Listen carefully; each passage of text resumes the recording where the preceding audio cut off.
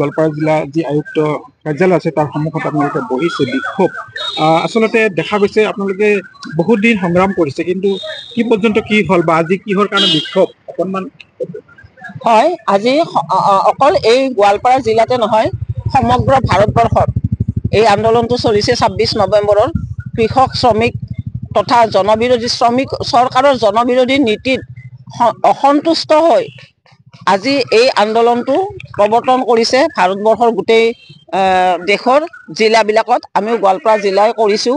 আপোনালোকে দেখিছে চৰকাৰৰ জনবিৰোধী নীতি তেওঁলোকে তাৰমানে কি কৰিছে জাতিগত এটা মানে হিন্দু মুছলমান এইটো এটা তুলিছে লগতে এওঁলোকে মানে আমাৰ যি মানে আঁচনিভুক্ত কৰ্মচাৰীসকল আছে এই আঁচনিভুক্ত কৰ্মচাৰীসকলক কোনো গুৰুত্ব নিদিয়ে। এতিয়া একেই চৰকাৰ গুজৰাটৰ চৰকাৰৰ ওচৰত আন্দোলন কৰিছিল আমাৰ অংগনবাদীয়ে আন্দোলন কৰাৰ কাৰণে চৰকাৰে গুৰুত্ব দিয়ক লাগে উচ্চতম ন্যায়ালয়ে চৰকাৰক মানে চৰকাৰক জনাইছে যে অতি সোনকালে অংগনবাদী কৰ্মী আৰু সহায়িকাসকলক 3rd গ্ৰেড আৰু 4th গ্ৰেডৰ মৰ্যাদা দিব লাগে। তো ঠিক তেনেধৰণৰ গুজৰাটে আজি যদি দিছে আমাৰো মানে অসমে দিব লাগে সেনেকুৱা ধৰণৰ মানে কৰিব লাগে।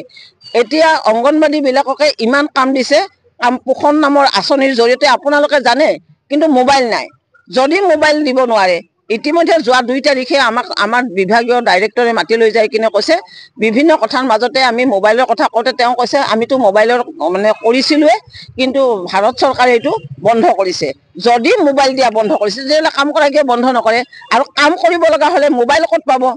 গতিকে মোবাইল যদি নাই কাম যদি নকৰে তেতিয়াহ'লে অফিচৰ লাঞ্ছনা বঞ্চনা কোনে খাব। এনেকুৱা ধৰণৰ নীতি এই নীতিয়ে আমাক তাৰমানে অধীৰ মানে জলকে পানী খোৱাৰ ব্যৱস্থা কৰিছে।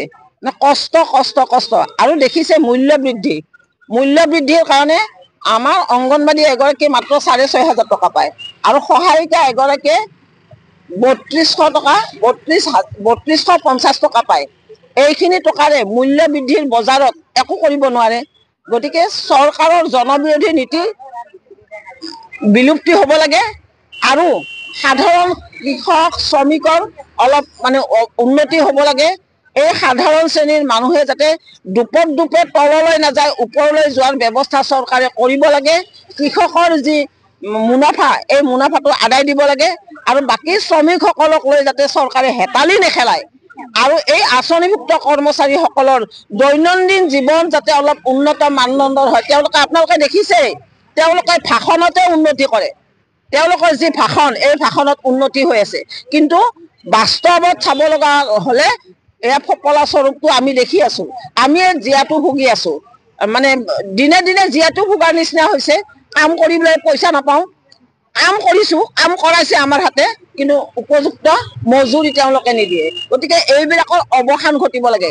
চৰকাৰে তাৰমানে আমাৰ নিচিনা মানুহবিলাকৰ মানে কি উন্নতি হৈছে তাকে চকু নিদিয়ে। তেওঁলোকে দুপে কেনেকে মংগল গ্ৰহত ঘৰ বান্ধিব পাৰে আজি ইটো বেছি কালি সিটো বেছি। আপোনালোকে দেখিছে লোকপ্ৰিয় গোপীনাথ বৰদলৈ বিমানবন্দৰ তেওঁলোকে বিক্ৰী কৰিলে। সিদিনাখন এই গুৱাহাটীত যে দীঘলী পুখুৰীৰ গছ কেইডাল আছিল সেয়া লৈও মানে বেচা কিনা লৈ কিনে উৎপাত চলিছে। একাংশ সচেতন নাগৰিকে আন্দোলন যদি নকৰিলে হয় তেতিয়াহ'লে সাধাৰণ গছ কেইডালো মানে নিষ্কৃতি নাপায় বেচিলে হয়। যি মন যায় তাকে কৰিছে। আজি ঋণ কৰি অৰুণোদয় দিছে ঋণ কৰি আইদেউ বাইদেউ কিমান আঁচনি দিছে কোনো প্ৰয়োজন নাই।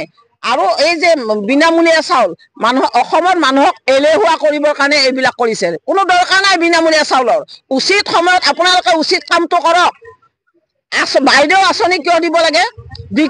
অমৃত বৃক্ষ যোজনা অমৃত বৃক্ষৰ নামত কৰোৰ টকা মানে লুণ্ঠন হৈ আছে। বিশেষকে কৈছো অংগনবাদী বিলাকৰ হাতে ইমানে কাম কৰাইছে মোবাইল নাপায় কিন্তু কাম কৰিব লাগে।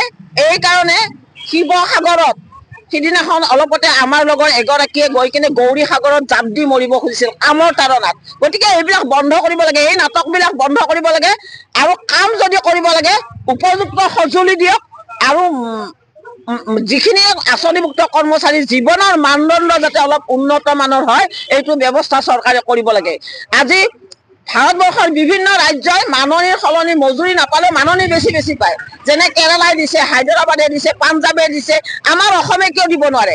আমাৰ অসমে আইদেউ বাইদেউ এইবিলাক আঁচনিৰ পইচা খৰচ কৰি কিনে কাম কৰা মানুহক পইচা দিব নোৱাৰে। গতিকে এই নীতি বন্ধ কৰিব লাগে, আৰু এই নীতি প্ৰৱৰ্তন ৰাজ্যত যদি হৈ থাকে তেতিয়াহ'লে আন্দোলন হাৰাশাৰী হৈ থাকিব।